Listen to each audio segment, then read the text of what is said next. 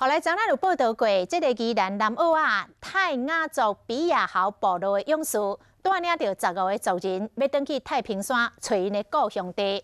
这一路是安尼爬山过岭，还阁撩过真错漏的溪水。但是当因找到的时阵，是一大片的趴荒，互因是真感慨。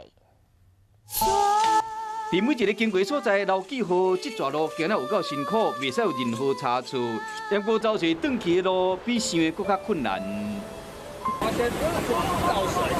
错漏的溪水真歹行，所有人挖苦合作，慢慢扭索撩溪。日头落山了，又搁是另外一个考验。感谢山神水娘神，今暝因为好运掠着山猪，会使粗饱一顿。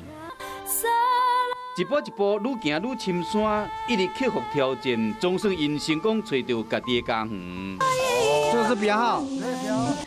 眼前出现的是几条片趴荒的所在，经过日本的统治，遭受到不平等的对待，好迄个捌真繁荣、人真济部落，即马煞变成这款的模样，互人真感慨。